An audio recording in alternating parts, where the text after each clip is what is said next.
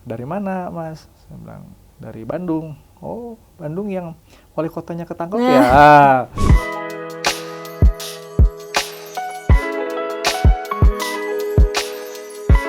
Oke, kita ngobrol di PR.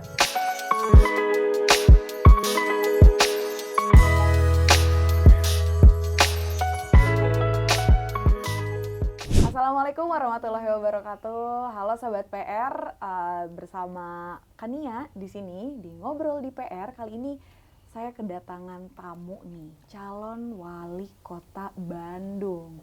Yaitu siapa? Rizky Akbar Fatoni, Kang Rizky Akbar Fatoni. Gimana Kang kabarnya, sehat? Alhamdulillah sehat. Assalamualaikum Teh. Waalaikumsalam. Siap. Nih Kang Akbar, sebelum Siap. kita ngobrol-ngobrol lebih Iya, jauh iya, nih iya. ya. Mungkin ada Sobat PR yang nggak tahu. Dan mungkin Sobat PR mungkin kayak tahu tapi bentar ya. Dia sebagai apa mungkin nggak tahu nih. Oke. Boleh perkenalkan diri dulu nggak sih Kang Iya, Akbar iya, iya. ini siapa Oke. dan dari mana asalnya Iya, iya. gitu. Boleh? Ya, Kang tenun Akbar. Teh. Ya. Assalamualaikum. Saya Rizky Akbar Fatoni. Biasa disebut Kang Akbar. Ya. Alhamdulillah saya asli Kota Bandung, Asli Teh. Kota Bandung. Asli Sarijadi. Asli Sarijadi. Ya, di rumah Bandung susun Teh asli, dulu. iya, iya, iya. Dari tahun 84. Lama banget ya Lama. berarti ya, asli Bandung pisan. Waktu Setra Duta itu masih kebun muncang Teh kalau ini Teh. Iya. Gitu. Nah, saya memang sebagai seorang entrepreneur Teh, basicnya ya. Seorang pengusaha lah ya. Kan pengusaha itu ada by nasib, ada by nasab. Kalau by nasab tuh yang memang keturunan. Udah keturunannya gitu ya, dari Gitu. pengusaha. Kalau saya alhamdulillah beruntung dari yang by nasib ini Teh. Iya. Jadi berdarah-darah gitu ya. Oke. Dari mulai SMA saya sudah ikhtiar mencari uang gitu Teh ya. Saya jualan susu, saya pernah juga kerja di catering gitu Iya. Teh ya. Ya mungkin kondisi tersebut yang akhirnya membentuk mental gitu Teh. Begitu. Oke. Punya, kan mungkin sekarang sibuk juga nih, selain sibuk di partai Iya. dan usaha, punya hobi nggak sih? Kalau hobi jelas Teh ya. Hobi itu kan jadi ada pekerjaan yang paling enak itu adalah hobi yang dibayar. Betul Ya. banget. Saya dulu hobi saya olahraga, Olahraga. khususnya basket ya. Oh, basket. Basket saya suka. Dulu saya pernah ya mau ikut seleksi ya sampai ke Jurda gitu kan. Tapi memang waktu itu kondisi saya harus lebih fokus ke belajar sama Iya. almarhum ibu saya ya. Jadi saya tidak melanjutkan gitu. Oh, berarti tapi sampai sekarang pernah ikut basket lagi nggak, Kang? Ya Sabtu Minggu lah. Sabtu Sabtu Minggu Minggu. kita harus ini Teh menyisihkan waktu untuk Olahraga, olahraga dong. iya. Kalau basketnya itu sama komunitas Iya, atau iya, sama iya. teman-teman dekat gitu, Kang? Sama ya ada komunitas juga, komunitas. ada teman-teman dekat gitu ya, ada teman kuliah gitu seperti itu. Oke. Nah, mulai masuk nih kan, tadi kan kesibukannya dan hobinya juga udah Oke. disebutkan gitu Ya, ya. ya. Mulai masuk ke Partai Golkar deh. Oke. Partai Golkar tuh dari kapan dan kenapa sih gitu kan, Ya, Kang? ya, ya. Basic ini kader Golkar ya, Ya, gitu. ya, ya. Boleh diceritain? Oke, jadi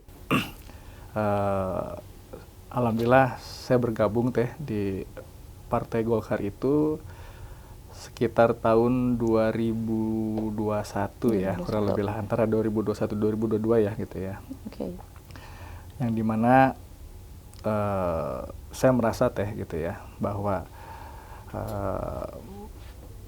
kita sebagai anak muda gitu ini harus mempunyai suatu jalan gitu ya untuk membuat masa depan bangsa ini lebih baik gitu. Basic saya tadi itu ya pengusaha, memang dari tahun 2018 saya sudah mulai ke social planner lah. Gitu ya. Artinya saya banyak juga membantu rekan-rekan atau saudara-saudara saya yang tidak beruntung di luar sana gitu ya, dengan saya mendirikan yayasan ya, saya memberikan pelatihan dan lain sebagainya begitu. Kemudian saya menyadari bahwa jalur politik ini adalah jalur pengabdian untuk lebih meluaskan kebermanfaatan, gitu teh. Makanya saya memilih ya, memutuskan untuk masuk Partai Golkar karena jelas Partai Golkar ini adalah partai yang sangat demokratis teh, sangat membuka ruang sebesar-besarnya untuk anak muda untuk berkarya gitu ya, dan Partai Golkar berkomitmen mempunyai doktrin karya kekaryaan, gitu ya. Disitulah kita diberikan doktrin-doktrin yang luar biasa gitu ya. Bagaimana kita disiapkan untuk suatu waktu nanti terjun ke masyarakat gitu ya. Gitu. Iya. Berarti udah dari tahun 2021 di Partai Golkar, terus sekarang mau mencalonkan menjadi wali kota. Kenapa sih? Alasannya kenapa dan kenapa Bandung gitu? Jadi masuk Partai Golkarnya 2021, tapi saya mempelajarinya udah lama tuh. Oh, oke. Dari 2012 lah gitu ya, udah 10 tahun yang lalu. Makanya tadi saya bilang ya, saya memilih dan memilah, dan akhirnya saya jatuh cinta dan memutuskan untuk ke Partai Golkar. Nah, kenapa saya terjun ya Teh ya? Iya. Karena gini Teh, sebelumnya saya mau tanya, Teteh asli orang Bandung? Asli banget Bandung. Bandung pisan pokoknya nama. Bandung pisan ya. Pasti sepakat nih deh dengan apa yang saya sampaikan, bahwa bagi orang Jakarta Teh, mungkin Bandung orang Jakarta atau orang luar gitu ya. Betul. Bandung itu adalah kota. Ya. Tapi bagi orang Bandung sendiri, Bandung itu adalah rumah.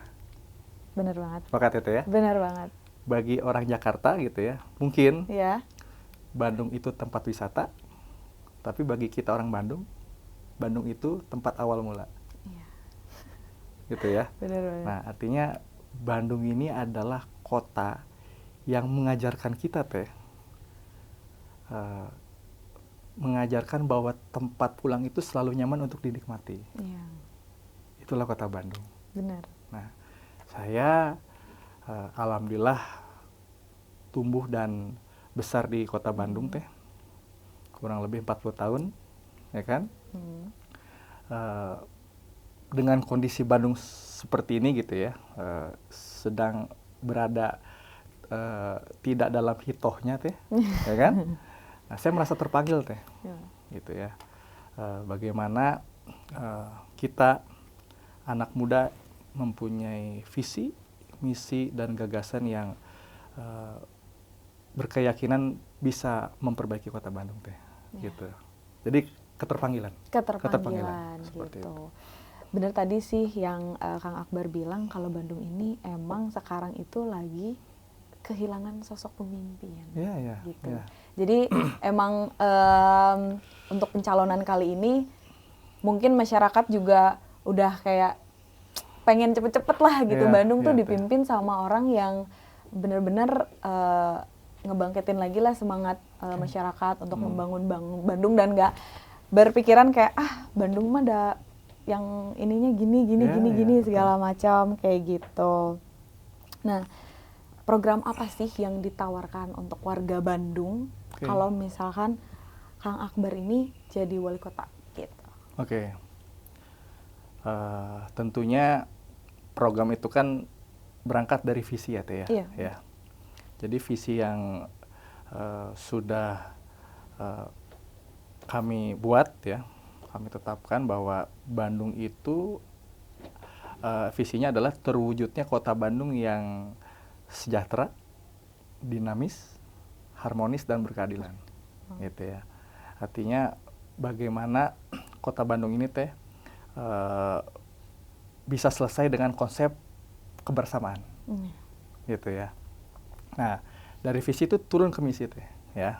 Nah, misinya itu ada 5. 1, mewujudkan kota Bandung yang akbar.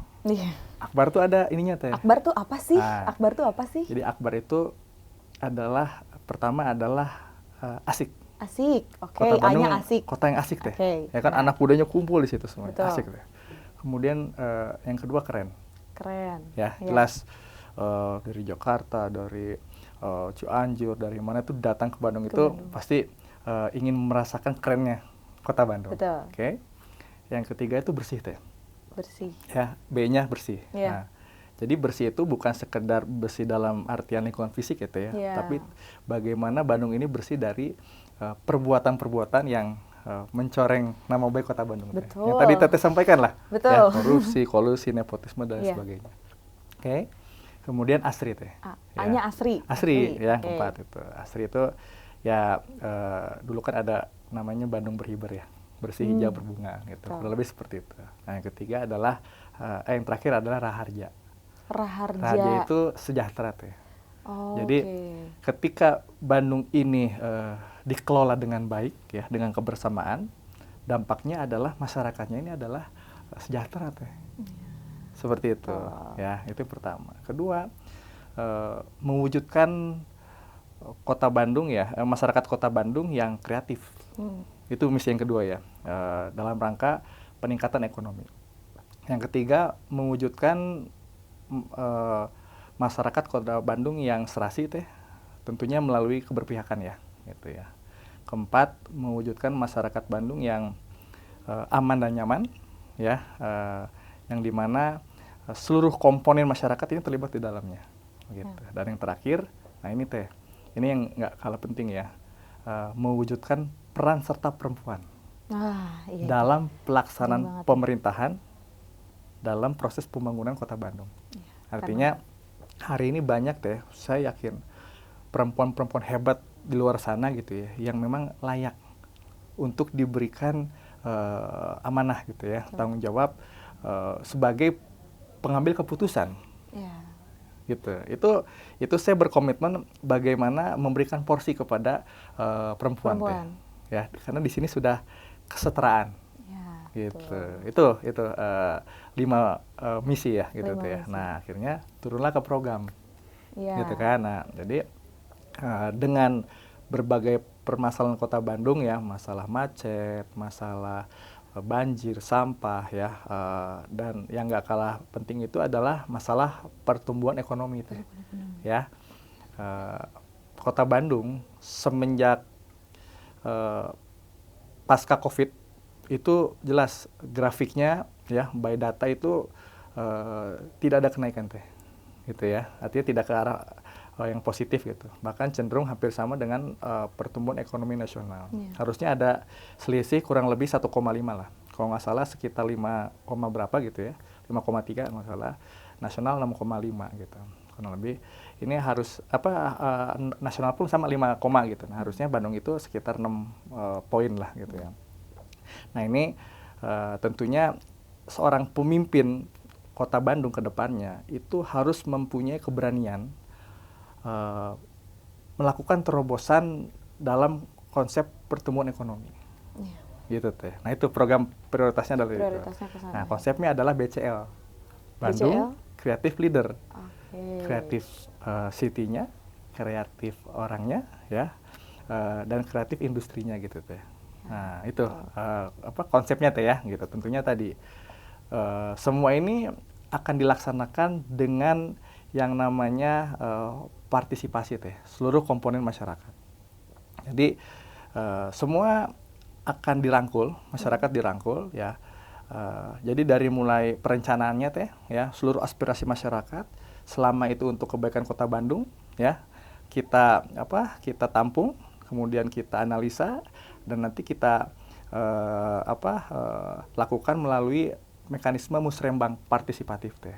Jadi apa itu musrembang partisipatif ya? Adalah proses penyusunan kegiatan dalam rangka penyelesaian masalah ya, dengan melibatkan masyarakat ya tentunya, dan mengikutsertakan anggaran yang dibutuhkan teh. Karena apapun visi misi program kalau tidak didukung dengan anggaran gitu teh ya, artinya semua sia-sia gitu teh. Misalkan perihal tentang membentuk sumber daya manusia yang unggul. Tapi kalau nggak ada anggarannya kan gimana artinya anggarannya? Bagaimana realisasinya gitu. Nah, itulah yang menjadi suatu komitmen teh. Begitu kurang lebih. Oke. Luar biasa ya Sobat PR, tadi udah disebutkan program, terus visi misi juga, terus tadi ada Akbar, asik, keren, bersih, Asri sama Raharja. Raharja. Okay. Terus sama BCL juga tadi ininya ya. Konsepnya ya. Konsepnya BCL gitu. Terus apa sih yang ngebuat Kang Akbar ini percaya diri untuk maju nih di jadi wali kota Bandung nih, calon wali kota Bandung? Ya, artinya berbicara modal ya Teh ya. Betul. Jadi yang pertama ya, modal yang saya miliki itu adalah niat dan itikat baik. Ya. Tadi ya, karena memang keterpanggilan sebagai Pituin Kota Bandung, ya kan, ini menjadi suatu panggilan jiwa lah, gitu. Kita harus terlibat hari ini, tidak boleh hanya sebagai penonton gitu. Betul. Anak muda seperti itu. Betul. Nah, kemudian juga kita mempunyai modal nasab gitu Teh. Nasab. Ya. Jadi saya diamanakan oleh sesepuh gitu ya. Perihal doktrin-doktrin yang memang diajarkan gitu, khususnya di partai gitu ya. Kemudian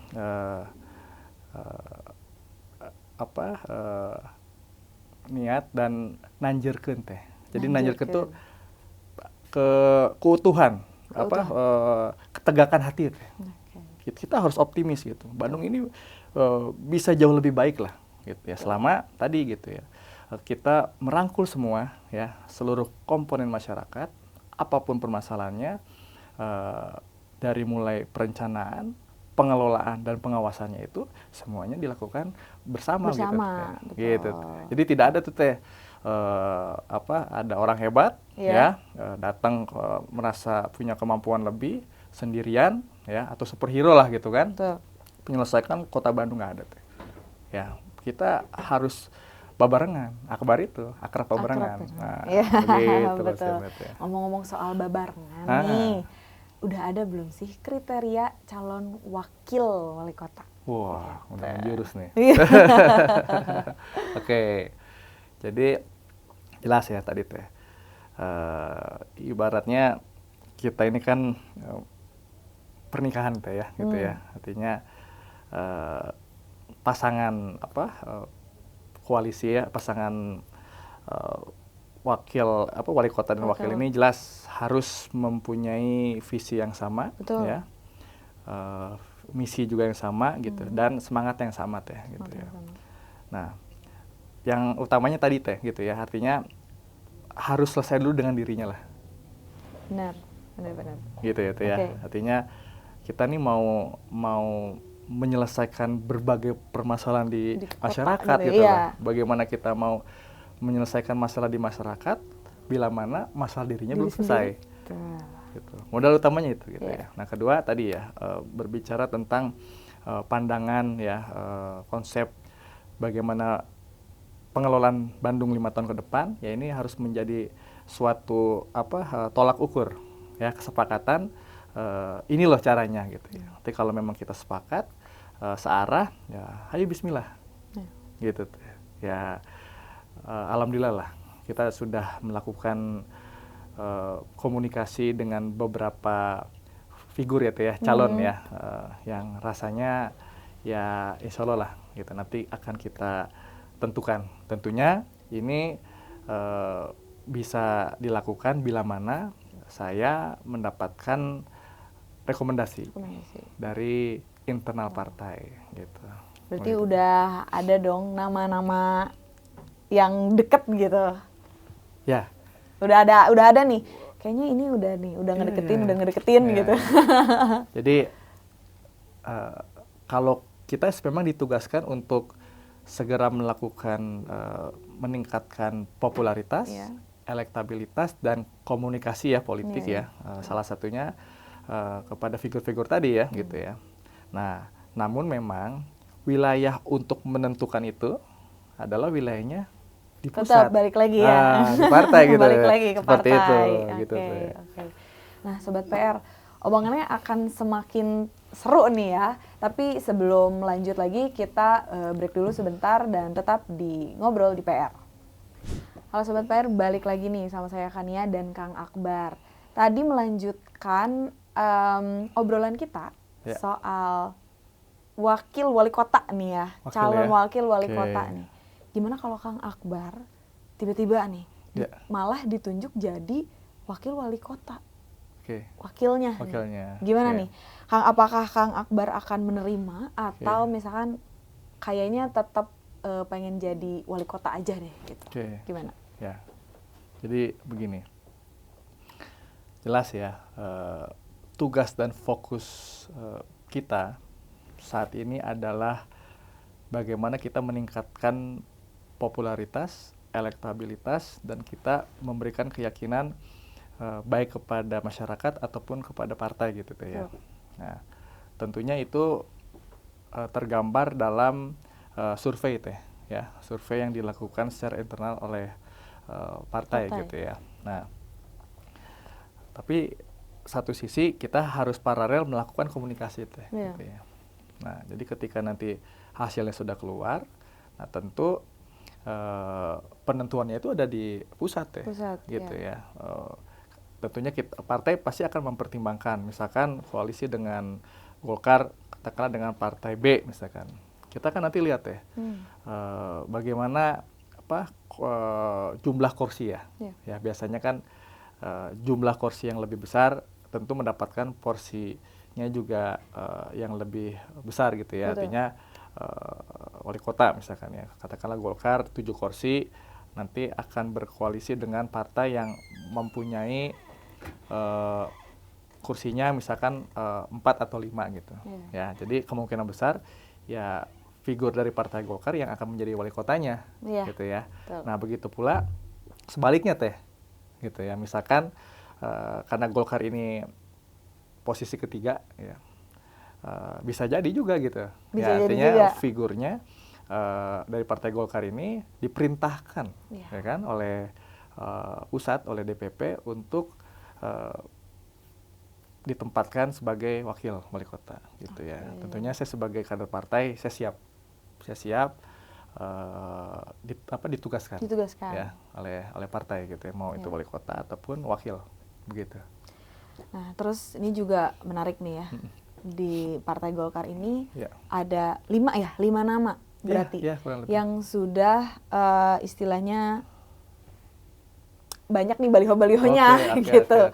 Kayak Kang Arfi, terus Kang Faisal Haris, betul, Kang Juanda juga, Ahmad Fitri, Kang Ahmad Fitri. Iya, Kang Ahmad Fitri. Nah, gimana nih kalau soal 4 kader Golkar ini kan sudah banyak berkeliaran nih, maksudnya sudah mengumumkan kalau mereka juga ingin mencalonkan sebagai wali kota. Terus apa sih yang membuat Kang Akbar ini gimana ya, kayak feeling nih saya nih gitu, yang akan mewakili gitu. Gimana? Ya, jadi dari yang tadi Teteh sebutkan ya, gitu ya. Artinya figur-figur yang diberi surat tugas oleh Partai Golkar, ya nampaknya ya alhamdulillah teh hanya saya yang sebagai kader teh. Oh, oke. Artinya memang yang sudah berproses ya teh tadi ya. Sebelum mencalonkan ini saya sudah jauh-jauh hari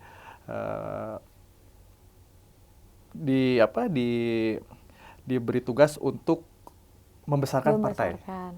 Gitu. Ya kan ini bukan yang mohon maaf ya baru kemarin daftar gitu loh gitu. Baru mau pencalonan baru daftar kan mungkin banyak ya yang seperti itu. Artinya gitu. di partai manapun ya. Betul. Itu banyak sekali seperti itu. Tapi kalau saya adalah figur yang merupakan satu-satunya kader teh saat ini gitu ya. Tadi kan disebutkan ya. Saya rasa mereka semua orang-orang hebat, figur-figur yang yang mungkin kalau dengan Partai Golkar belum lama lah gitu ya, belum lama gitu ya, seperti itu. Jadi pertanyaan Teteh, kenapa saya percaya diri ya karena memang saya kader gitu gitu. Tapi bukan hanya kader ya Teh ya, intinya tadi ya saya mempunyai visi, misi, gagasan, ide bagaimana membawa Bandung ini lebih baik dan kembali ke hitonya. Gitu Teh. Terus ini juga nih Kang, dengar-dengar nih ada hasil survei yang udah keluar nih terkait elektabilitas ya betul. Popularitas Dan elektabilitas gitu. Nah, udah keluar kan hasilnya, katanya Kang Akbar ini lumayan populer nih di bawahnya Bu Atalia, betul? Ya. Jadi gini, Golkar jelas ya, adalah partai yang sangat demokratis deh, betul. yang memberikan kesempatan yang sama kepada seluruh figur-figur yang tadi ya, yang diberikan mandat ya, surat tugas gitu, untuk menaikkan popularitas dan elektabilitas. Nah, di Golkar sendiri gitu, itu ada 3 tahap survei ya. Yang tahap pertama itu di bulan April ya. Kemudian yang selanjutnya itu di Juli ya. Di bulan Juli itu kalau nggak salah kita mulai tanggal 10 sampai tanggal 17. Ya, kebetulan kalau Partai Golkar itu menggunakan lembaga surveinya yang ditunjuk oleh DPP. Oh, berarti langsung dari DPP-nya sendiri. Kita yang dimandatkan ini kita tidak tahu gitu loh. Kita diberitahu hanya H-3 gitu ya, bahwa lembaga surveinya adalah indikator gitu kan. Ada beberapa ya lembaga survei, tapi DPP Golkar memutuskan untuk menggunakan lembaga survei IPI ya, Indikator Politik Indonesia ya, itu di bawah naungan Pak Burhanuddin Muhtadi ya, gitu ya, seperti itu. Nah, kedua ini kan kedua itu untuk survei personal. Itu untuk survei personalnya. Popularitas dan elektabilitas. Nah, sesuai dengan apa yang saya dapatkan gitu, survei ketiga itu sudah survei koalisi pasangan. Oh, berarti udah akhir ya? Iya. Berarti udah akhir karena pendaftaran itu kan di tanggal 27 Agustus. Betul. Gitu ya. Iya. Ini kan bulan sudah ini. masuk Agustus ya, tanggal 1 ya, hari Agustus. ini ya.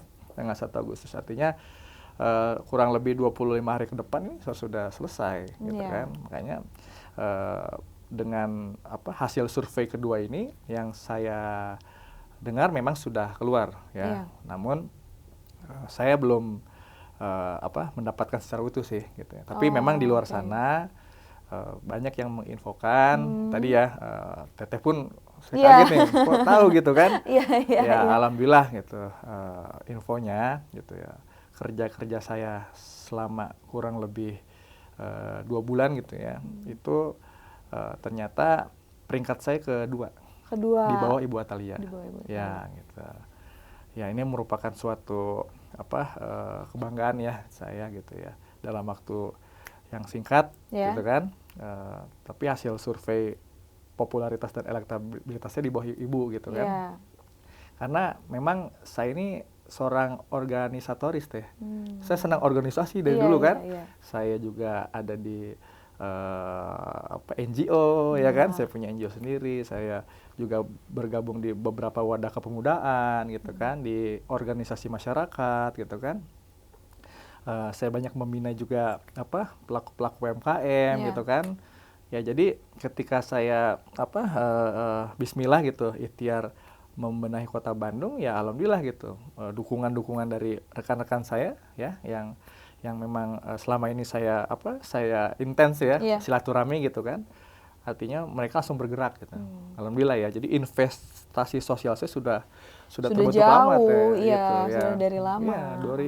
Ya tadi gitu ya, 2015 lah saya sudah berorganisasi. Bahkan dari SMA kan saya suka OSIS gitu ya. Kuliah juga kan, BM apa dan sebagainya gitu. Kurang lebih seperti itu teh. Jadi sudah membangun itu, dan tadi gitu ya. Ya mudah-mudahan ya dari Partai Golkar mengumumkan dengan segera hasil survei yang kedua ini gitu ya. Tentunya ini kan menjadi suatu penilaian objektif ya gitu kan. Kalau di Golkar ada yang namanya PDLT. Prestasi, dedikasi, loyalitas, dan tidak tercela. Itu adalah mekanisme penilaian.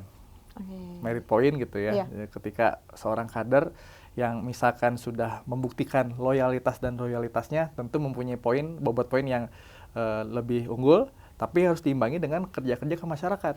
Jangan merasa kader tapi nggak kerja. Nah, ini yang bahaya gitu kan. Artinya tadi gitu harus seimbang. Seorang kader ya kemudian turun ke bawah tadi ya, mengimplementasikan doktrin-doktrin karya-kekaryaan kita kan ke masyarakat ya, yang tentunya kita tidak melihat etnis, ya tidak melihat kelompok gitu teh. Apapun yang kita lakukan itu apa-apa yang terbaik untuk bangsa dan negara ini. Iya. Itulah doktrin yang saya dapatkan teh. Makanya saya bangga sekali nih pakai kuning nih teh kan. Golkar banget. Iya, Golkar banget. Dan hari ini Golkar ini anak muda teh. Anak muda ini didominasi lah oleh anak muda luar biasa gitu teh. Gitu. Makanya saya mohon doanya teh ya, mudah-mudahan apa yang tadi teh sampaikan gitu ya, perihal hasil survei yang kedua ini itu benar adanya gitu. Sehingga DPP Partai Golkar bisa segera memutuskan mana figur yang terbaik ya untuk bisa memimpin Kota Bandung periode 2024-2029 teh. Gitu. Mudah-mudahan anak muda hari ini teh. Amin. Gitu. Karena emang mungkin banyak juga sobat PR nih yang penasaran siapa sih gitu kan? Siapa nih yang bakal fixnya gitu kan? Jadi gitu. Survei kedua ini yang menentukan teh. Yeah. Karena yang ketiga sudah koalisi gitu. Koalisi. Ya, mudah-mudahan minggu ini ada kabar baik lah. Ya. Semoga juga sobat PR juga menerima kabar baik ya di minggu ini ya. Iya dong. Minggu ini karena waktunya sudah sempit. Iya, waktunya sudah sempit banget. Berarti tinggal sekitar 2 minggu lagi ya untuk pendaftaran. Tadi 25 hari 25 ya, hari kurang ya? lebih ya. Kan survei aja yang kemarin sekitar 2 minggu ya. Dilakukannya 2 dari minggu. mulai ngambil samplingnya, bayangin loh, penduduk Kota Bandung itu 2,5 juta. Iya. Ya, yang diambil sampel itu hanya 600 orang. Ya kan kita tidak tahu nih. Nggak tahu nih. Yang survei itu gitu ya, tim surveyor itu datangnya ke rumah siapa, ngetok pintu mana, kemudian datang jam berapa, pertanyaan apa kita nggak tahu.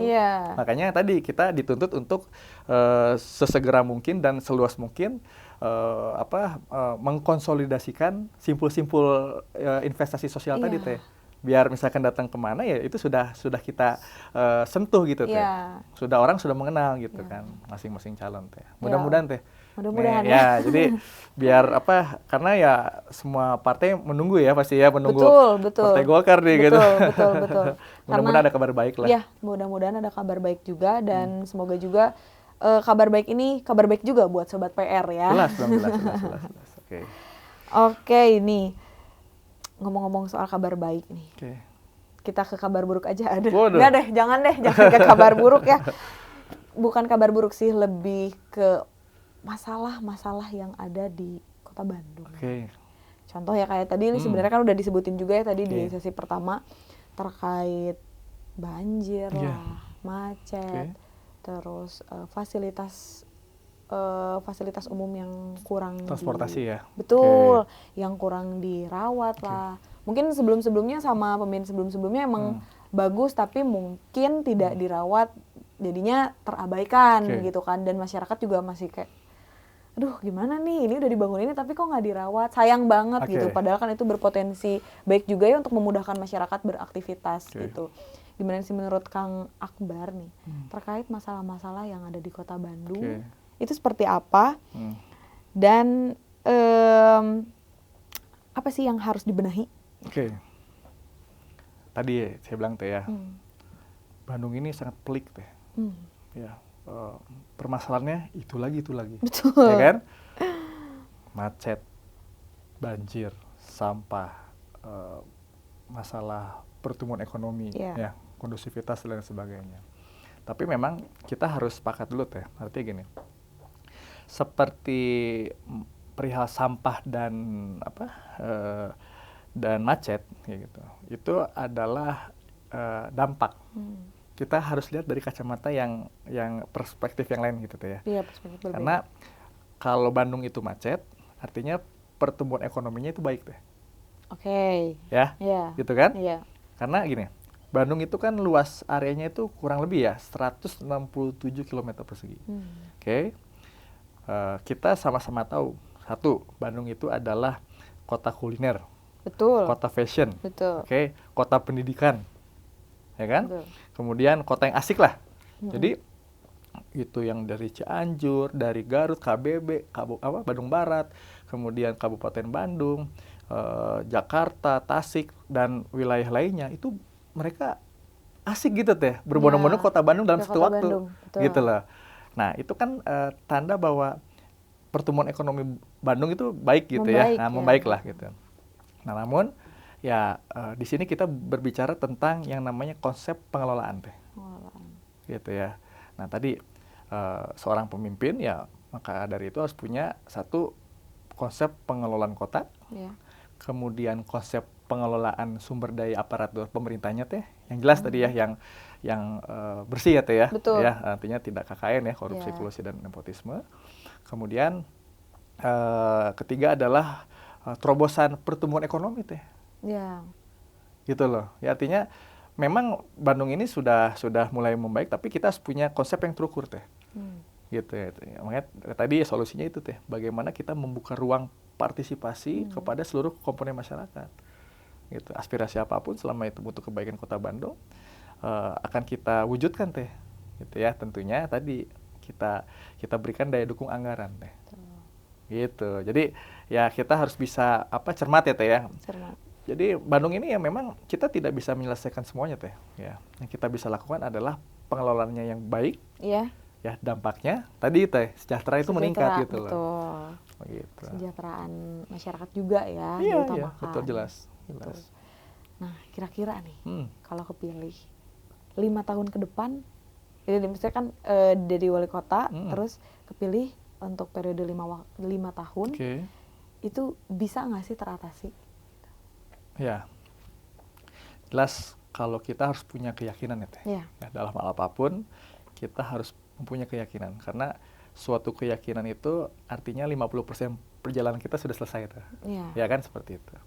Punya optimis ya. Nah, namun ya sekali lagi itu ya, berbagai permasalahan di Kota Bandung ini tentunya kita harus realistis juga teh.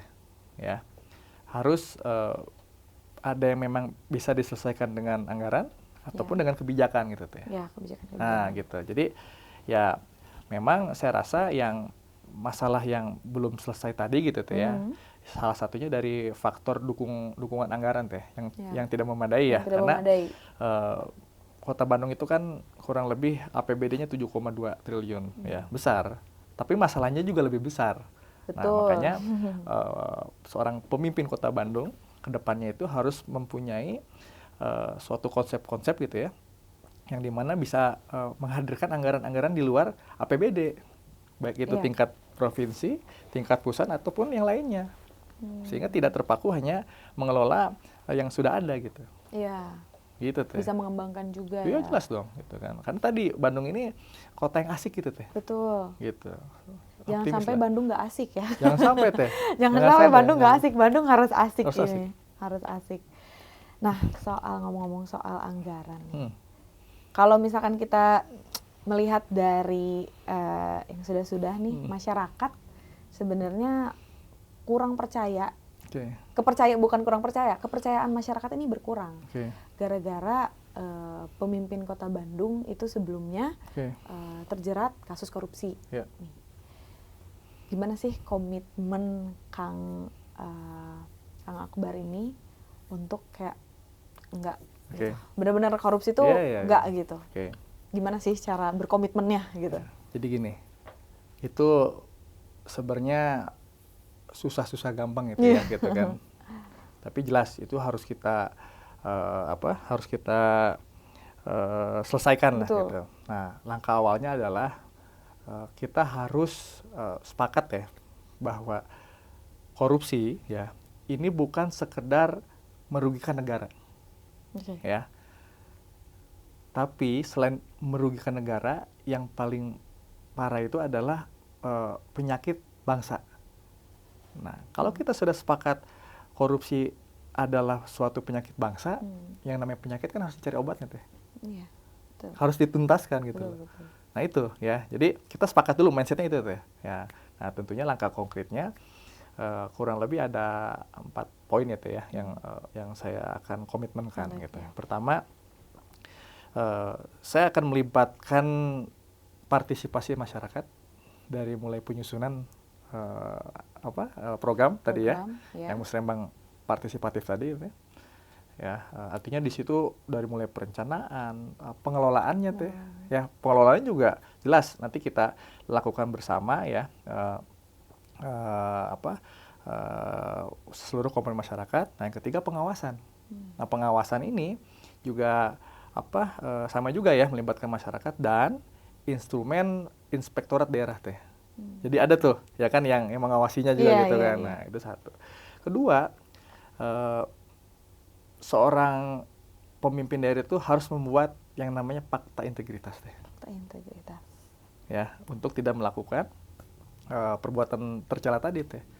Korupsi, kolusi dan nepotisme ya gitu ya. Yang jelas itu sangat merugikan begitu. Nah, ketiga itu formnya ada di KPK teh. Form fakta integritas itu ya gitu ya, seperti itu. Nah, yang ketiga adalah membuat LPKHN teh. Laporan penyelenggaraan kekayaan. Oke. Yang dimana dari mulai H plus 1 menjabat, gitu kan, dari mulai menjabat aja dilantik, itu sudah dibuat sampai dengan akhir menjabat gitu kan. Jadi itu sangat bisa terkontrol ya, gitu seorang pejabat negara ya, baik itu pun eksekutif atau legislatif, berapa kekayaan pribadinya gitu ya. Gitu. Sehingga kalau misalkan ada nilai yang fantastis itu kecurigaan gitu kan, pertanyakan kan seperti itu. Pembuktian terbalik lah seperti itu. Nah, selanjutnya adalah ketika itu berbicara pribadi ya. Nah, yang paling penting adalah bagaimana menciptakan iklim organisasi yang transparan dan akuntabel teh. Ya, good governance. Gitu. Itu komitmen teh. Gitu. Jadi 4 poin itu yang saya rasa gitu tuh ya, itu bisa mengkontrol seorang pimpinan daerah teh, pemimpin daerah. Jadi kalau mau macam-macam pun kita awasi, ada instrumen-instrumen tadi jelas deh ya. Ada pakemnya. Ada pakemnya dari pusat KPK, gitu kan, kemudian dari masyarakatnya, dari instrumen inspektor daerahnya, gitu. Jadi sehingga yang tadinya punya niat gitu teh, wah ini berhati-hati dan hilang lah gitu ya, jangan sampai akhir masa jabatan gitu ya, atau dalam masa jabatan tersandung kasus hukum teh. Sayang sekali soalnya. Sedih teh. Kota Bandung ya, saya waktu itu sebulan yang lalu pernah ke Jogja teh gitu ya. Saya ngobrol santai lah dengan warga di sana. Bertanya, dari mana Mas? Saya bilang dari Bandung. Oh, Bandung yang wali kotanya ketangkep ya. Itu saya dalam hati saya nangis teh gitu loh. Maksudnya kota yang tercinta tadi itu ya, kota yang mengajarkan tepat pulang itu nyaman untuk dinikmati di mata orang lain menjadi kota yang kotor gitu teh. Kan nggak enak ya. Tapi kalau misalkan kota Bandung ya yang asik tuh, yang keren, yang bersih, yang asri, yang raharja kan kayaknya enak gitu teh. Didengarnya enak gitu kan. Gitu. Kalau misalkan terkenalnya gara-gara itu korupsi segala macam kan gimana ya gitu, nggak enak. Teteh kan juga merasakan kan? Pasti. Iya, Teteh kan. Nggak enak banget ya. Semoga aja pakem-pakem tersebut dilaksanakan ya. Dan tidak ada hal-hal yang apalagi korupsi gitulah, jangan sampai gitu. Nah, kita balik lagi nih, ngobrol santai lagi nih. Tadi udah yang agak-agak sedikit serius nih. Nah, Kang ini kan tadi sempat ngobrol soal NGO juga nih. NGO, oke. Nah, penasaran karena ada program yaitu Padi Peduli Anak Desa Indonesia. Perhimpunan anak desa Indonesia ya. Betul kan ya? Betul. Gitu. Nah, bisa dijelasin nggak sih ini tuh apa? Terus kedepannya program ini tuh akan terus berjalan nggak sih? Oke. Jadi gini. Padi ya, Perhimpunan Anak Desa Indonesia. Itu tergagas dari keresahan teh. Keresahan rekan-rekan ya, termasuk saya sebagai anak muda yang hari ini sangat peduli terhadap masa depan bangsa teh. Jadi kita miris teh bahwa di desa gitu ya, kondisinya khususnya anak mudanya gitu teh tidak sejahtera lah gitu kan.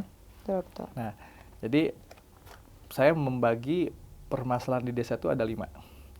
Masalah lahan, kemudian permodalan, kemudian pemasaran ya hasil itunya, kemudian teknologi, ketiga sumber daya manusianya. Nah, harapannya teh, ketika 5 permasalahan ini selesai, jadi anak-anak muda yang di desa ini itu tidak perlu punya pemikiran kalau mau sejahtera itu harus ke Jakarta. Kota, ya. Kalau mau enak, hidup nyaman harus ke Bandung. Iya. Sudahlah, kita diam di desa masing-masing teh. Kita optimalkan sumber daya alam yang memang menjadi suatu karunia teh. Ya. Gitu loh. Nah, Betul. jadi semangatnya untuk yuk Membangun desa gitu teh. Ya. Gitu teh. Nah, itu alhamdulillah padi itu saya inisiasi teh ya, kami inisiasi 2021 ya, di awal tahun. Kebetulan saya ketua umumnya. Iya, ketua umum. Ya, ketua umumnya. Dan ya kita sudah menggagas program-program ya, yang tadi ya tujuannya untuk bagaimana anak muda ini nggak sebagai penonton aja gitu Iya, ya kan, kita aksi gitu. Indonesia ini luar biasa melimpah ya, Sabang sampai Merauke ya, sumber daya alam tuh wah luar biasa gitu, tapi sayangnya kita tuh kadang terlena ya, ya kan, dengan melimpahnya sumber daya alam ini, yang ada kita malah menjadi penonton, kita hanya jadi pekerja. Betul. Ya, orang asing yang lebih mendominasi itu kan kita miris juga teh. Iya. Seperti itu. Nah, inisiasi itulah, gerakan itu yang membuat yuk bangun yuk kita gerak yuk gitu loh ya. Indonesia ini butuh anak muda hari ini teh. Indonesia ini anak muda ini punya percepatan teh. Iya. Ya kan, itu yang mungkin hari ini nggak dimiliki oleh senior Gen Z ya. Saya bukan menilai tua tapi senior Gen Z. Senior Gen Z ya, benar. Senior Gen Z gitu teh. Oke. Luar biasa ya Sobat PR. Nah, nanti tinggal penutup nih. Okay. Tapi kita break dulu deh sebentar, nanti balik lagi di YouTube Pikiran Rakyat. Nah, Sobat PR sudah di penghujung acara. Nah, saya pengen tahu nih ke Kang Akbar, apa sih pesan-pesan untuk Kota Bandung? Okay. Dan pesan-pesan untuk warganya lah, gitu. Okay. Dan harapan untuk Kota Bandung. Gitu. Ya, jadi harapan dulu ya. Ya, harapan dulu. Jadi harapannya adalah bahwa Bandung ini segera kembali ke hitohnya. Tadi ya, yang Bandung yang asik. Keren, bersih, asri dan raharja. Itu hitohnya Kota Bandung. Ya. Nah, jadi itu saya rasa semua masyarakat Kota Bandung ya, itu sangat berharap ke situ. Ya, gitu pasti. Kan? Ya, seperti itu. Nah, kemudian pesan-pesan untuk masyarakat Kota Bandung ya. Nah, jadi seluruh masyarakat Kota Bandung dan pendengar Sobat PR ya, Sobat Pikiran Rakyat. Sebentar lagi kita akan melaksanakan pesta demokrasi. Ya, yaitu pemilihan kepala daerah ya, serentak seluruh Indonesia. Nah, pada tanggal 27 November 2024. Nah, khusus masyarakat Kota Bandung, saya mengajak untuk kita terlibat ya dalam proses pemilihannya. Karena apa? Karena proses pemilihan seorang kepala daerah itu bukan memilih siapa yang terbaik, tapi memilih bagaimana mencegah orang yang tidak baik untuk berkuasa. Betul. Jadi anak-anak muda nih harus aktif teh.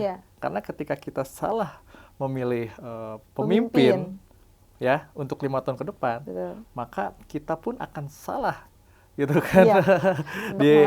Diatur oleh orang yang tidak paham gitu ya. Hajat hidup orang banyak ini akan diatur tidak tepat gitu kan. Nah, ini gitu ya. Maka dari itu ya, pesan saya ya, pertama, pilihlah pemimpin yang siap dan mempunyai kemampuan untuk membawa Bandung lebih sejahtera ya. Kemudian yang kedua, pilihlah pemimpin yang tadi ya bisa membawa Kota Bandung ini menjadi kota yang asik. Keren, bersih, asri dan raharja. Kemudian ini nggak kalah penting nih, pilihlah pemimpin Kota Bandung yang sayang sama keluarganya. Ya, itu betul. Ya, kalau sudah sayang sama keluarga, dipastikan sayang sama warganya. Warganya juga, betul, Okay? betul. Selanjutnya pilihlah pemimpin kota Bandung yang mempunyai integritas dan komitmen untuk tidak akan melakukan korupsi Teh. Iya, itu sangat penting. Gitu. Ya. Nah, yang terakhir, pilihlah Akbar. Ya. Ya, sebagai insya Allah Teh ya, Ya. calon wali Calon kota wali kota Bandung Bandung. 2029. 29. Begitu Teh Oke. Kania. Terima kasih Kang Sama-sama, Akbar Teh Kania. sudah mampir ke PR dan ngobrol banyak banget gitu. Ya. Untuk sobat PR nih yang jangan lupa untuk nonton terus ngobrol di PR di YouTube Pikiran Rakyat, dan jangan lupa juga follow semua sosial medianya Pikiran Rakyat. Dan terima kasih kembali, Ya, kita salaman sama-sama. dulu. Ya, Teh Kita Kania. pamit. Oke. Assalamualaikum warahmatullahi wabarakatuh. Waalaikumsalam warahmatullahi wabarakatuh.